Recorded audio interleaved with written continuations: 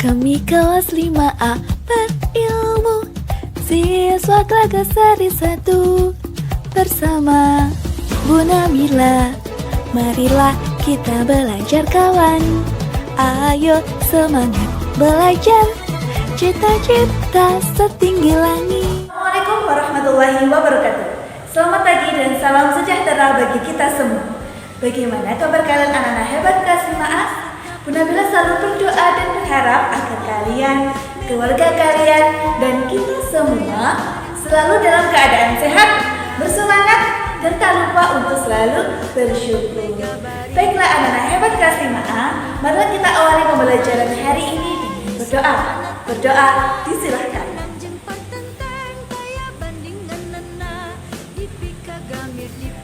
Berdoa dapat diakhiri. Terima kasih. Tepuk semangat kelas 5A. Dang dang dang dang dang, ding ding ding ding ding, dung dung dung dung dung, tarata dung tarata dung tarata tas tak dung. Kelas 5A berilmu. Baiklah anak-anak, selamat datang di pembelajaran matematika, penyajian dan penafsiran data tunggal.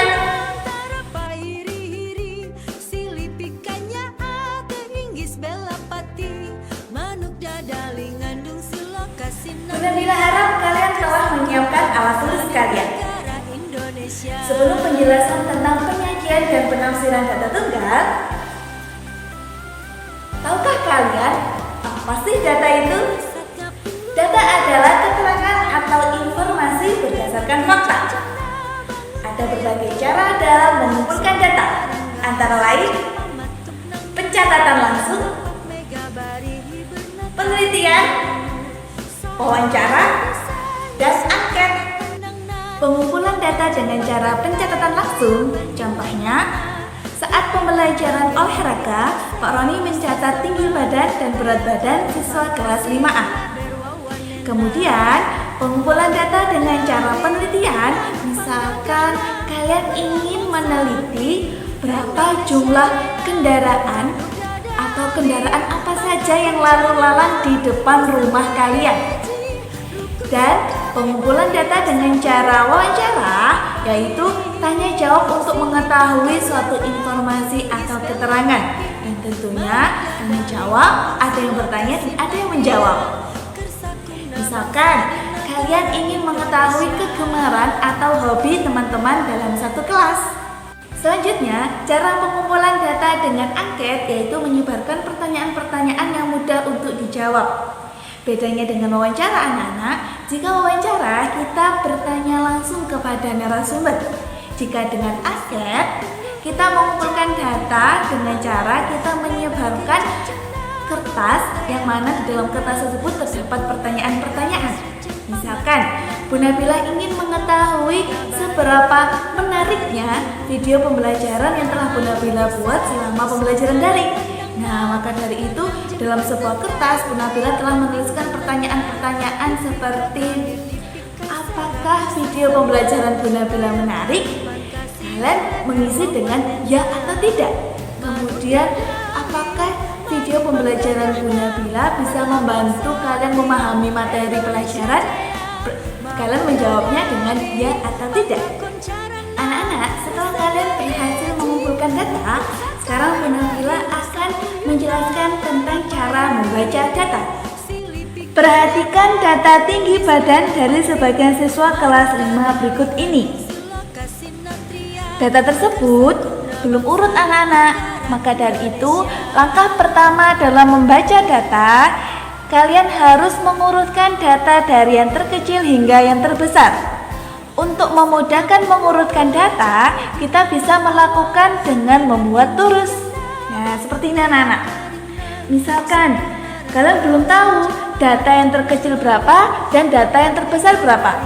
Kalian bisa melakukan dengan data yang paling kiri ada 118 cm. Kalian tulis di sini. Kemudian, kalian hitung ada berapa angka 118 yang muncul dalam data tersebut. 1, 2,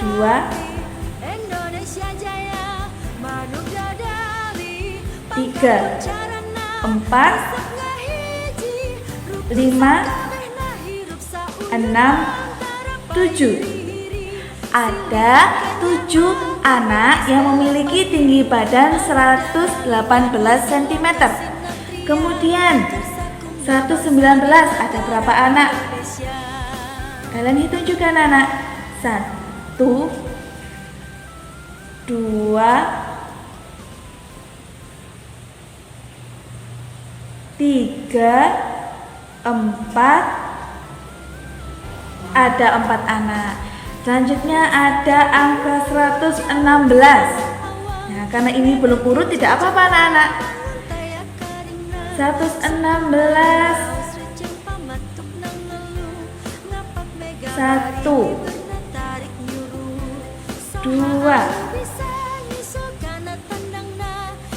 Sudah ada 3, sini 3. Anak-anak, dalam membaca data, kalian harus hati-hati dan memperhatikan data yang telah kalian peroleh, juga banyaknya data atau jumlah data. Bu Nabila ulangi ya, data yang kalian peroleh adalah data tinggi badan. Ada 118 cm, 119, 116, 120, 124, dan 122. Sedangkan banyaknya data masing-masing berbeda. Nah, langkah selanjutnya, setelah kita membuat turus seperti ini, kita mengurutkan dari data yang paling kecil.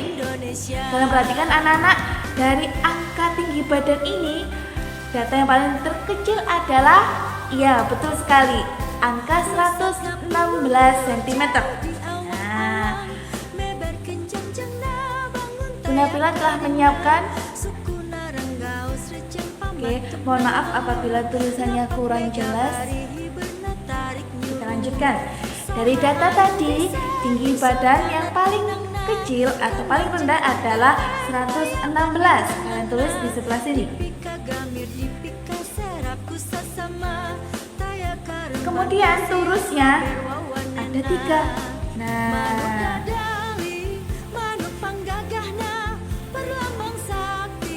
selanjutnya 116, angka atau data selanjutnya adalah 118 cm.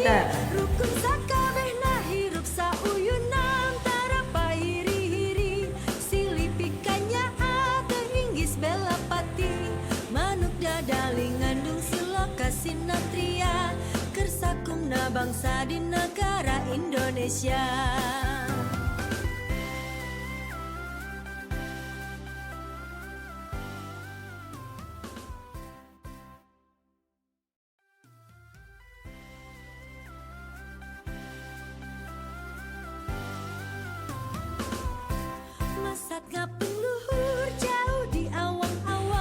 Perhatikan kembali data awal atau data mentah yang telah Bu Nabila sediakan tadi. Apabila jumlah siswa di data awal dengan data yang telah kalian buat turus seperti ini tidak sama, maka kalian harus lebih berhati-hati dalam menghitung. Nah, sekarang coba kita hitung bersama-sama. 3 ditambah 7 ditambah 4 ditambah 6 ditambah 3 ditambah 5 berapa anak-anak? Iya betul sekali, 28 siswa. Dengan data mentah tadi, iya betul sekali, berarti data ini sudah benar. Cara membaca datanya diperhatikan anak-anak ya. Dari 28 siswa kelas 5, 3 siswa mempunyai tinggi badan 116 cm. 7 siswa mempunyai tinggi badan 118 cm. Atau bisa kalian membaca datanya dari tinggi badan. Seperti tinggi badan 119 cm dimiliki oleh 4 siswa di kelas 5.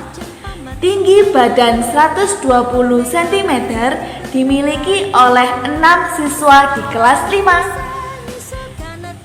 Begitu pula dengan seterusnya.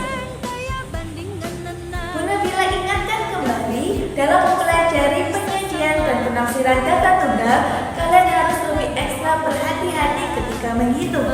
Karena apabila satu data saja yang salah akan